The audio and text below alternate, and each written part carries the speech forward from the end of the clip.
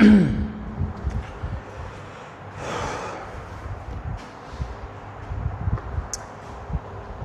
welcome to a new video and welcome to Class Zaid and welcome to our channel and welcome to chemistry. Today we will start last lecture of the organic compound nomenclature, that is part 5.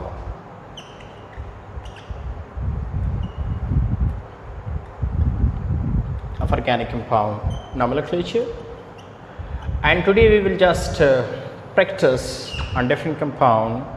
देखिए मैंने आप लोगों को पूरा organic compound, पूरी organic की chemistry की nomenclature 4 video में समझा दिया।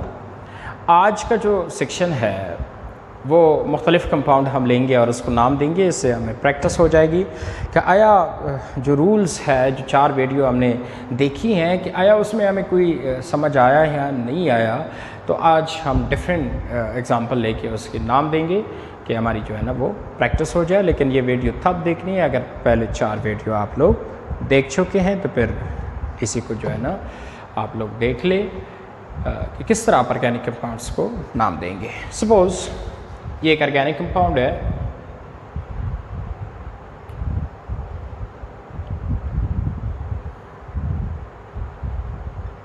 what's the name? So the functional group of this compound is alkane. So what is the suffix of alkane? That is ane. Numbering वहाँ से करना, सब्स्टिट्यूएंट को कम मिले, so 1 2 3 4 5 and 6.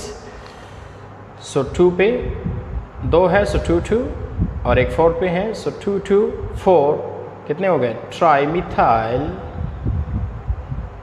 कितने कार्बन है? 6, so ट्राईमिथाइल हेक्सेन। बात समझ आ रही है ना? Okay. Another that is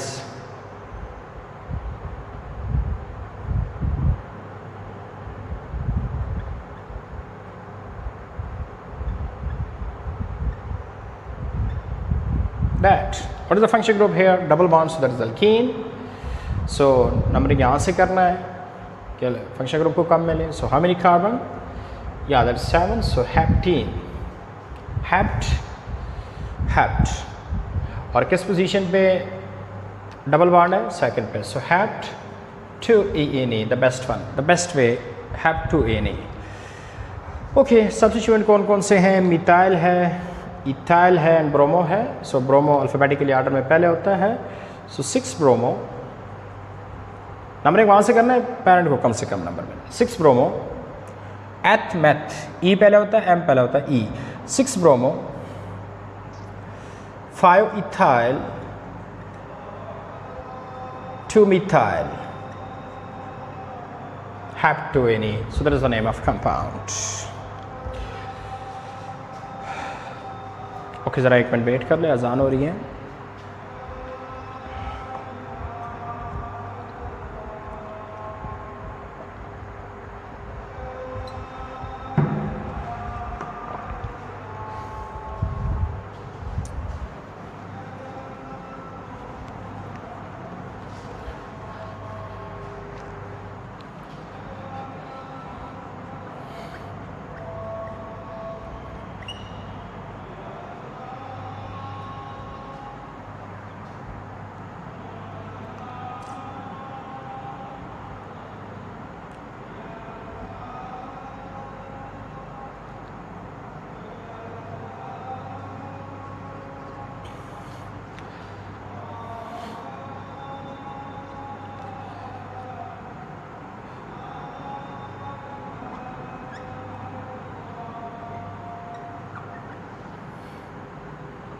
okay,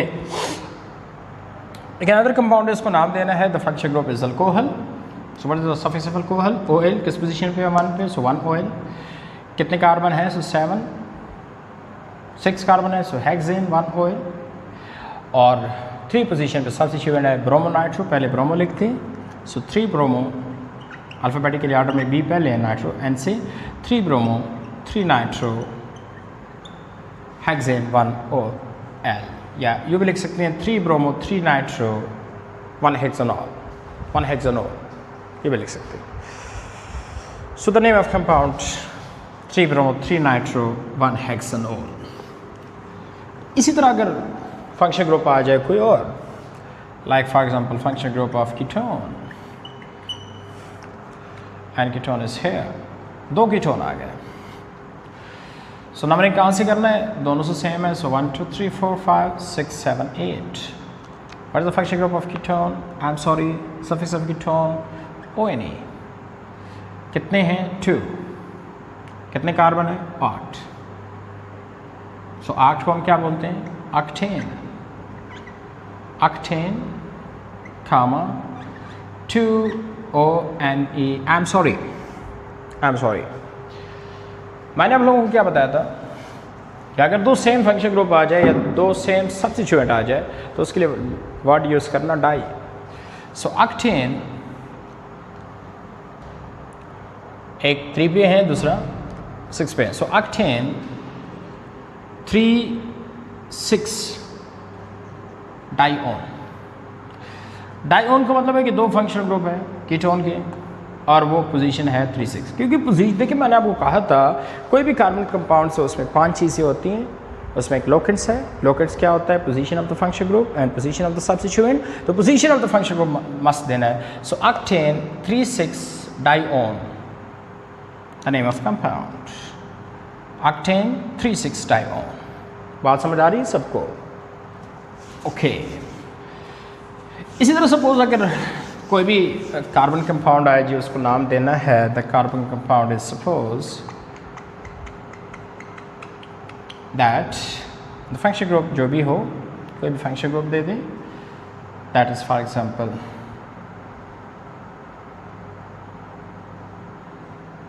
double bond and there is 2 double bond NO2 CN Br and Cl. Okay, numbering कहाँ से कर लें? सब्स्टिट्यूएंट कम, पेरेंट्स को कम मिले 1 2 1 2. यहाँ से क्या मिलता है? 1 2 3 4 या म्यूट. सो जहाँ से मर्जी कर ले. 1 2 3 4 5 6 7 8. 8 को हम क्या कहते हैं? ऑक्टेन. और कौन सा फंक्शन ग्रुप है? Alkyne. So what is the suffix of alkyne? So ENE. किस पोजीशन पे है? 2 and 7. सो ऑक्टेन 2,7 डाइईन कि 8 कार्बन का चेन है, उसमें एक 2 पोजीशन पे और दूसरा 7 पोजीशन पे ENE डबल बॉन्ड है. So diene. और 4 5 पे 2 सब्स्टिट्यूएंट है. Chloro, bromo, nitro, cyano. मैंने कहा था ना, दैट सियानो. सो ब्रोमो पहले लिखा था है. सो 5 ब्रोमो, 4 क्लोरो, नाइट्रो पहले होता है, सियानो सियानो. यस, आप कहेंगे सर इसका भी C है अल्फ़ाबेट, सियानो का भी C है. तो फिर दूसरा देखें ना, क्लोरो, C की बात क्या है? H. सियानो, C की बात क्या है? Y. तो H पहले होता है, Y पहले होता है. अगर पहले अल्फ़ाबेट से नहीं होता दूसरे अल्फ़ाबेट से करना है तो H पहले है, सो इसलिए मैं क्लोरो लिखूँगा. 5 bromo, 4 chloro, 4 cyano and 5 nitro. Octane 2,7 diene. So the name of compound is that. बात समझ आ रही है ना सबको? So there is all about the nomenclature of all the organic chemistry. Organic chemistry में आपको कोई जो भी कंपाउंड दे कि जी इसको नाम दे दे. अगर ये 15-20 मिनट का जो वीडियो लेक्चर है, 5 वीडियो लेक्चर है, अगर आप ये 5 वीडियो लेक्चर्स देखें तो ऑर्गेनिक केमिस्ट्री जितनी भी है उसमें जितनी भी कंपाउंड्स है सबका नोमेनक्लेचर आपने जस्ट 1 घंटा अगर आप दे 1.5 घंटा तो आपका पूरे ऑर्गेनिक केमिस्ट्री का नोमेनक्लेचर जो है वो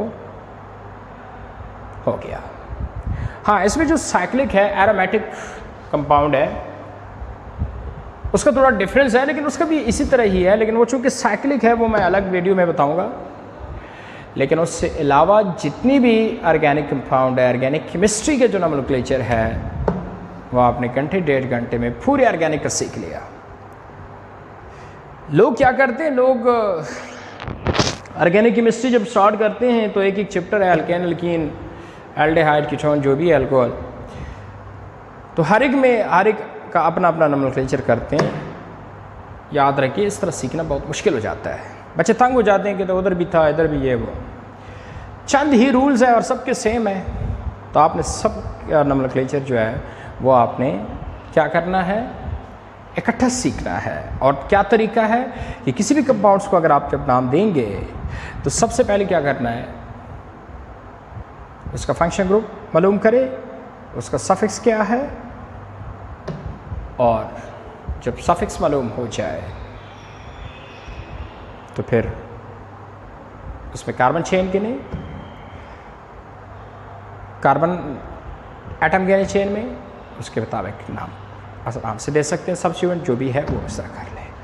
और चंद रूल्स मैंने आपको बता दिए चेन के बारे में, नेगेस्ट चेन सेलेक्ट करना है और सो ऑन, सब्स्टिट्यूएंट जिसमें ज़्यादा हो, फंक्शन ग्रुप, और अल्फ़ाबेटिकली आर्डर का ख्याल रखना है। पहले वो सब्स्टिट्यूएंट पहले लिखना जिसमें अल्फ़ाबेटिकली आर्डर पहले ABCDEFGH में से। So that is all about. और मैंने आप लोगों को पहले लेक्चर में ही पार्ट 1 में बताया था कि कोई भी ऑर्गेनिक कंपाउंड्स का नाम हो उसमें 5 चीज़ों का होना ज़रूरी है। तो एंड पे सिर्फ मैं आपको थोड़ा सा बता देता हूँ कि वो कौन से 5 चीज़ें हैं और वो 5 चीज़ें यहाँ कहाँ है। सो ज़रा देखिए, 5 चीज़ों में से पहला कौन सा चीज़ ज़रूरी था, पेरेंट। तो इस कंपाउंड का जो पेरेंट है दैट इज़ अल्कीन। ये जो फंक्शन ग्रुप है that is called parent. Function group है दैट इज पेरेंट। ये सेकंड क्या था, सब्स्टिट्यूएंट। तो ये जो साइड पे ये जो साइड पे जितनी भी ग्रुप्स है इन सबको सब्स्टिट्यूएंट कहते हैं। तो इसमें ये सब्स्टिट्यूएंट है, ये पेरेंट है और ये सब्स्टिट्यूएंट है। नेम में देखिए दोनों चीज़ें हैं। तीसरा क्या था, पेरेंट का सफिक्स होता है। तो इस पेरेंट का सफिक्स क्या है, ENE, और उसका सब्स्टिट्यूएंट का प्रीफिक्स होता है, ये इन सब्स्टिट्यूएंट के प्रीफिक्स है, ब्रोमो, क्लोरो, सियानो, नाइट्रो।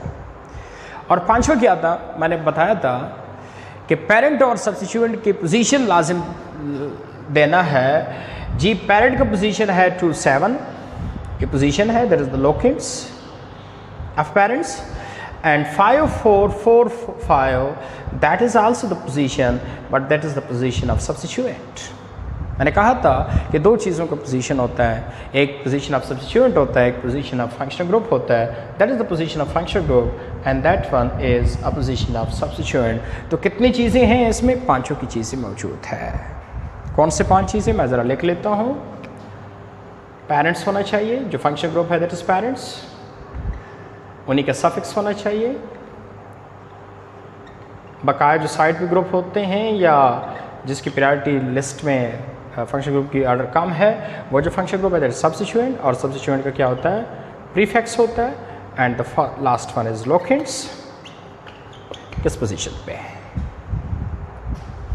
कि किस पोजीशंस पे है। सो ये वो 5 चीज़ें हैं जो किसी भी ऑर्गेनिक कंपाउंड के नेमिंग में बहुत ज़रूरी है, बहुत ज़रूरी है। अगर 5 चीज़ें अवेलेबल है, 5 चीज़ें नेम में है तो आप नाम दे सकते हैं। अगर 5 चीज़ें नहीं है तो इसका मतलब कोई चीज़ मिस किया है, तो आप फिर से नाम ज़रा देख ले कि कौन सा चीज़ मिस है। कोई चीज़ मिस नहीं करना इन 5 में से। अगर 5 चीज़ें अवेलेबल है नेम में, कोई मिस नहीं है तो आपका नाम ठीक है। अगर कोई चीज़ मिस है तो फिर आप दोबारा देखिए, दोबारा नाम दे दें।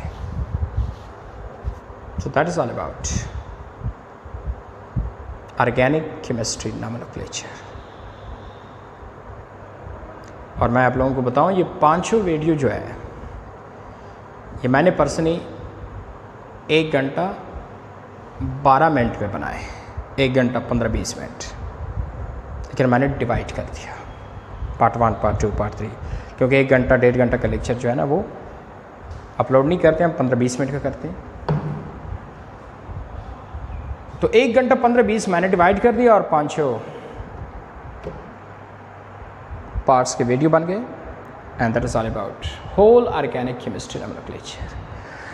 तो आपको जब हमने नेक्स्ट ऑर्गेनिक केमिस्ट्री स्टार्ट करनी है, नेक्स्ट चैप्टर स्टार्ट करने हैं, तो इनिशियली जो 5-6 पेजेस है हर ऑर्गेनिक केमिस्ट्री की नोमेनक्लेचर के बारे में, वो हमने नहीं पढ़ना, वो हमारा हो गया। तो कहने का मेरा मतलब है कि आधी ऑर्गेनिक केमिस्ट्री आपकी हो जाती है अगर किसी को नेमिंग ऑफ ऑर्गेनिक कंपाउंड समझ आ जाए। बहुत आसान हो जाएगा अभी आपको ऑर्गेनिक केमिस्ट्री। क्यों, जब भी हमने कोई कंपाउंड बनाना है, उसकी प्रिपरेशन करना है या उसकी रिएक्शन करना है, तो उसके साथ नाम जो लिखा होता है वो हम यूँ फटाफट लिखेंगे। हाँ, अगर नोमेनक्लेचर हम ना करते तो बहुत मुश्किल होता ऑर्गेनिक केमिस्ट्री, लेकिन मैंने आप लोगों को ऑर्गेनिक केमिस्ट्री आसान कर दिया। लेकिन इसके लिए 5 वीडियो आपने ज़रूर देखने हैं, उसको शेयर कर ले, कमेंट्स कर दे, कमेंट सेक्शन में फीडबैक ज़रूर दें।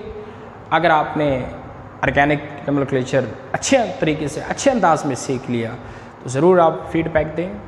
कोई भी क्वेश्चन हो, किसी भी कंपाउंड्स को नाम देना हो, कमेंट सेक्शन में करें, तो फीडबैक मैं ज़रूर दूंगा और आप भी फीडबैक ज़रूर दे दें ऑर्गेनिक केमिस्ट्री के नोमेनक्लेचर्स के बारे में। सो मिलते हैं नेक्स्ट वीडियो में और एंजॉय कर लें, खुश रहें। कोई भी केमिस्ट्री रिलेटेड क्वेश्चन हो हम हाजिर हैं, आप पूछ सकते हैं। लेकिन चलते चलते एक बात ज़रूर याद रखें कि दुनिया में ठीक है हम लगी हुई हैं कि जी कोई कहता है मैं डॉक्टर बनूं, कोई कहता है कि मैं इंजीनियर बनूं, कोई कहता है मैं बड़ा सीस अफसर बनूं, PMS जो भी है। देखिए, आपने जो बनना है वो ठीक है, अल्लाह आपको कामयाब करे, अल्लाह आपको बनाए। लेकिन ज़रूर एक अच्छा इंसान बनने की कोशिश करें।